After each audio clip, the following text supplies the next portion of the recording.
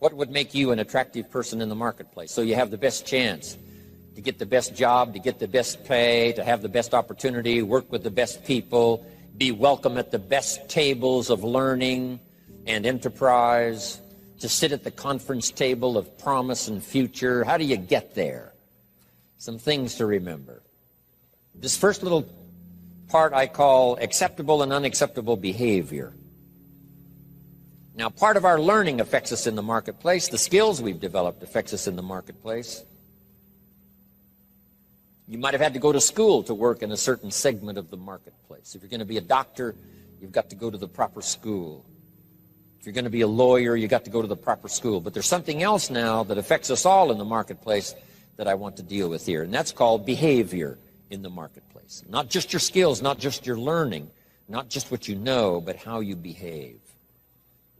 Key phrase, the things that make you obviously a good person, an acceptable person, or unacceptable. First of all of us must study our marketplace as to what might be acceptable or unacceptable. But let's cover some of the obvious, and that'll lead to the rest of the list. I've just got 3 or 4 here to cover, and then you can think about the rest and ponder those. Here's one thing to remember in the marketplace. You must be ultra-conservative in the marketplace. Ultra-conservative in your behavior, because this determines your future. This determines your paycheck. This determines the circles you can get into and the ones you can't get into. I've got some examples here, and you'll see where I'm going. Here's number 1, your language. The language you use in the marketplace has so much to do with your paycheck. Now, in some areas, that may not be totally true, where you could use bad language and tell dirty stories and cuss all day long, and it wouldn't make any difference. You know, if you're around people that cuss all day long and tell dirty stories, what difference does it make? Doesn't make any difference. But if you would like to exercise your skill and ability in another segment of the marketplace, here's one thing you might have to correct, or you might have to at least watch carefully, and that's your language in the marketplace. So jot this down. Be ultra-conservative in your language in the marketplace. Otherwise, you may destroy parts of the market that would gladly accept you and your product and your service if your language wasn't so unacceptable. Guy says, well, I'll tell dirty stories and cuss wherever I please, and I'm not saying that's wrong. I'm just saying it'll cost you. In some areas of business in the marketplace, it's going to cost you. Here's a guy that makes $100,000 a year, could make $250,000 easy. The other $150,000 disappears because of his bad language in the marketplace. He's unacceptable in some circles. They won't listen to his story, even though he has something good to share. So you see where I'm going here? Language in the marketplace. Here's what's the safest. Save your jokes for the bar or the pub. Don't put them on the marketplace. Or the inner circle, you know, where all the stories and stuff may be acceptable as you trade stories. But in the marketplace, you've got to be ultra-conservative, shift gears if you have a problem, shift gears, especially in the marketplace, and make sure that it isn't costing you a big share of your marketplace unduly. Because there's no use suffering an extra $100,000, $200,000 a year income simply because you're careless with your language in the marketplace. So of all the places not to be careless, it's in the marketplace concerning your language. So do you see where I'm going here? Next is habits. You just got to be careful of those. Smoking. Guy walks into an office and says, where's your ashtrays? How come you don't have any ashtrays? Well, ashtrays probably mean what? No ashtrays mean. Right? They don't smoke here. Oh, yeah, I forgot. So what I'm saying now, I'm not saying right or wrong to smoke. I'm just saying be careful in the marketplace that you aren't disturbing and wiping out and closing the door on a market you could enjoy simply because you're a bit careless about your habits. Habits. Now, I don't smoke, so I don't have this challenge for me, except a fine cigar after a unique meal. Some places around the world still know how to prepare a gentleman's cigar. It's kind of an interesting experience, mostly for show. Right? As long as you know which end to dip in the brandy, right? But you see where I'm going here now on habits. Habits. Zig Ziglar talked about the man who was late. Who was late. I'm telling you, there's some circles, if you're late, you're not welcome anymore. You say, well, I've been late all my life. You know, if people don't like that, that's too bad. I'm saying that's okay. You can have that attitude if you want to, but what if it cost you $100,000 a year? Wouldn't you reconsider? That's too much to pay for the luxury of some habit that you could easily correct and maybe enjoy the benefits of a marketplace that's been closed up until now. This is all I'm saying. Take a look at your habits. Take a look at your language. Here's another one. Your dress. Now, sometimes dress changes regionally. In San Francisco on a business day, they wouldn't expect you to look like West Palm Beach. If you dress like West Palm Beach on a business day in San Francisco, they'll treat you casual, right? Not appropriate dress. So part of this is company, part of it is region, part of it is locality, part of it is community. What's acceptable in the marketplace on a conservative basis? What would be acceptable to everyone in San Francisco? To be dressed conservatively. In West Palm Beach, you can have a casual business dress. Perfectly acceptable. The key is to find out so that you don't cost yourself market that you could enjoy. You don't cost yourself customers that you could have. You don't cost yourself people that would gladly join and be part of it except for these difficulties. I had to learn some of this stuff. All of us have to learn the social graces and what's acceptable. The white socks don't go with the black tuxedo. I mean, some things you just have to learn. What if a guy called on farmers in his tuxedo? See, the word would spread. You should see this clown. So now that's the severe side, but here's what I'm asking you. Check your dress, check your clothes, check your attitude, check your behavior, check your language, check your habits, especially in the marketplace where you get paid. No use slamming the doors you don't need to slam. No use shutting off opportunity that you don't need to shut off by not considering some of these things, okay? One more I found important. Make your employer, not your banker. I wondered why a few opportunities I lost because too quickly I asked for a raise. I'd only been there a month, and I said, could I have an advance? An employer says, wow, I thought we hired the right guy, but this guy needs extra money already. Can't manage his affairs, has to have an advance. So here's what don't make your employer your banker. Make your banker your banker. If you need a little extra money, go to your bank. Go somewhere, but not to your employer. Here's why. An employer is like opportunity. And opportunity doesn't want to see your need. Opportunity wants to see your seed. So let employer be employer, let banker be banker, let friend be friend.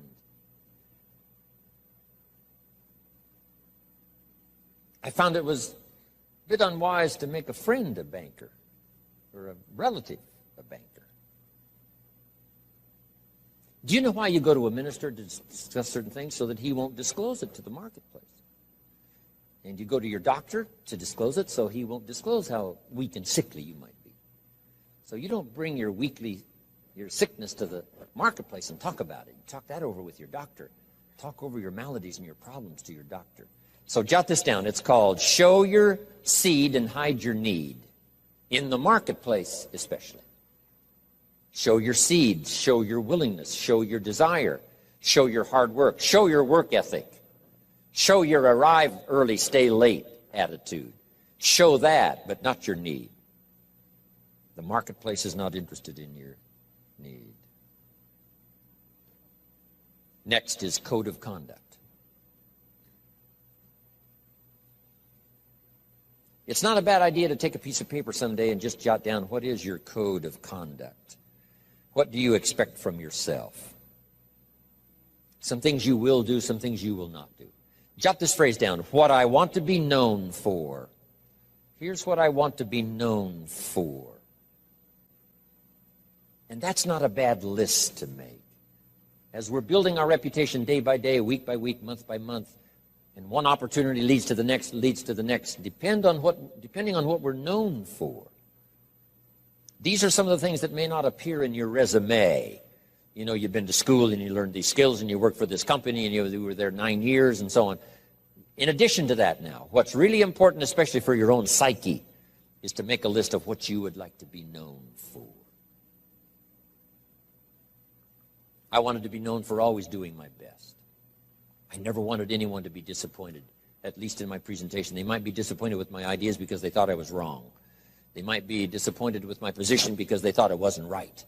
And they might be, disappointed because, I didn't say what I believed, was contrary to what they believed. They might have been disappointed in that, but they were never disappointed in my sincerity, never disappointed in my ability to speak from my heart and my soul. If you have charge of some of my life and you send me off to another country, I promise to represent you grandly. I promise you won't have to stay awake nights wondering about Jim Rohn if you've sent him to Paris. I want you to be able to say, forget about Paris, Jim Rohn is there. He'll take care of it in the best style. He won't show up late and he won't show up drunk. He will represent us well. So have you got that good question now? What do I want to be known for? I want to be known for being on time. I want to be known for staying late. I want to be known for not ignoring anyone. I want to be known for my unique ability in conversation as well as presentation. I want to be known for the fact that I care for kids as well as adults. I want to be known for the company's interest as well as my own. I want to be known for one who helps to feed the goose that lays the golden eggs. I want to be known. I want to be known for my leadership skill. I want to be known for my attitude. I want to be known. What would that list be if you were to make it? Here's what I want to be known for. Sometime in the privacy of your own thoughts, away somewhere, just work on that list. Here's the reputation I want to build. Now, here's what's next under personal development. Under personal development, develop these 5 abilities.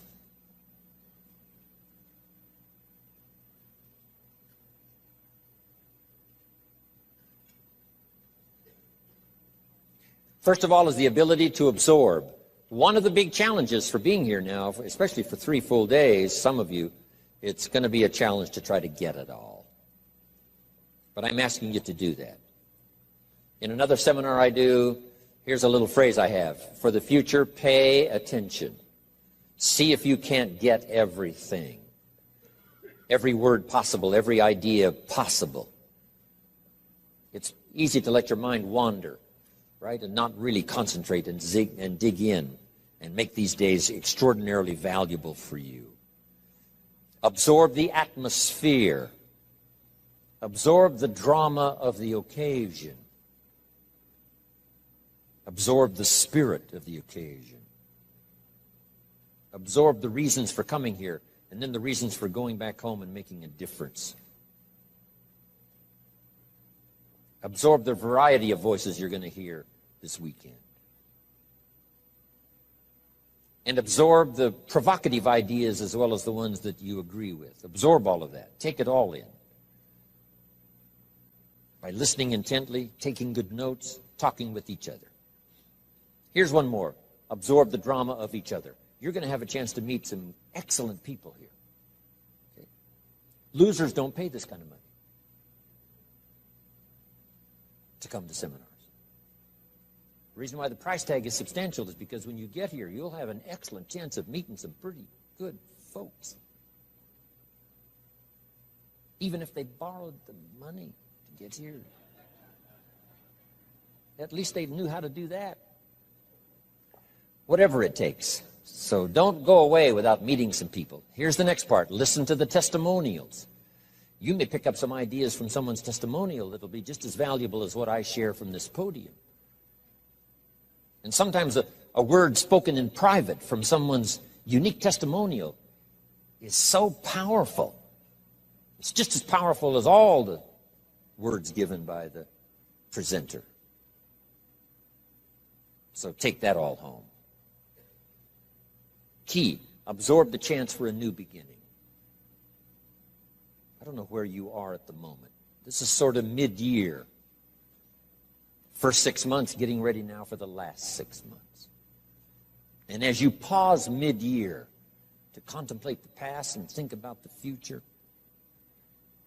as you ponder for a while ideas that you've already heard, anticipating that you're going to hear some more, how could that create for you a new beginning?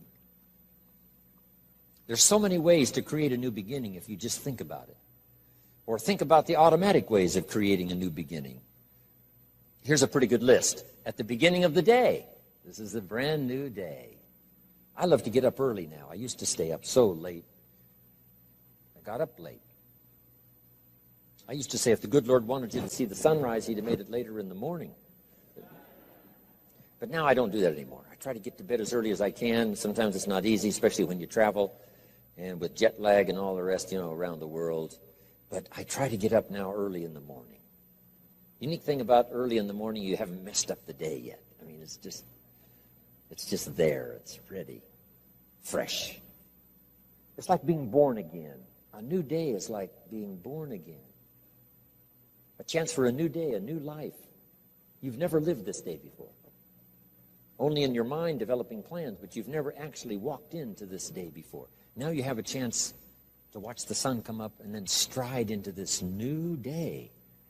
Call yourself a new person, whatever that little trick you have to learn. This is a new day for me. This is a new life for me. Next, at the beginning of the week, that seventh day, I think, has more than one purpose, the seventh day. So just make the note, how to best use the seventh day.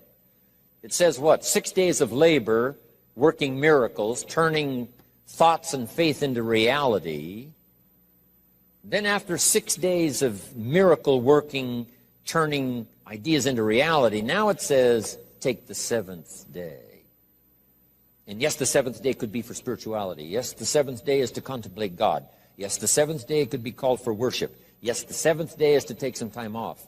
Yes, the seventh day is to be with your family. Yes, the seventh day is change of pace. But here's a good idea for the seventh day. To go back over the last 6 and get ready for the next 6. You just pause that seventh day. Because I have another little piece on that in this list of 5. And maybe now mid-year, having come here for this weekend, mid-year, you can think of ways to gather up what's happened to you since the first of the year till now. The drama, the disappointments, the highs and the lows and the mixture and the stock market and whatever's happened to you, these 6 months, and say, I'm going to go home and create a new beginning. I'm not going to be the same again after this weekend. You can conclude that, and I promise you, the days can be so extraordinary, you won't be able to believe it. So absorb everything. Take it all in. Don't miss anything. The sound, the music, the sights, the atmosphere. My friend Bill Bailey has this extraordinary gift. He doesn't miss anything. Better for him to go to Acapulco, come back and tell you about it, than it is to go yourself.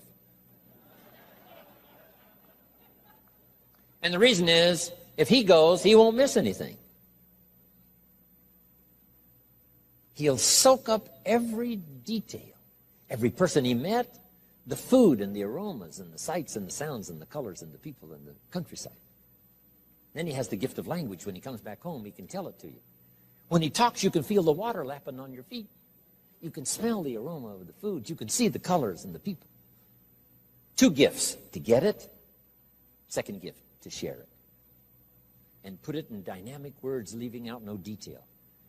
Because here's the key to remember. The drama is in the detail. Lady tells me I've lost 60 pounds. I said, well, is that it? Is that the end of the story? She said, oh, no. Oh, no. There's a lot more to the story than that. And I said, well, I appreciate the number, but give me the details. What was going on in your life before? She says, well, misery you can't believe. I know I missed 3 good jobs just because I had too many pounds. And I says, how do you feel now? And she starts to cry. Wow, that's what I want to hear. The details. The drama is in the details. Give me the numbers, yes, but what does this number mean? For some people, the number means everything, before and after. The number means so much drama you can't believe, before and after. Before the day and after the day. Give me the details. Absorb, take it in, don't miss anything.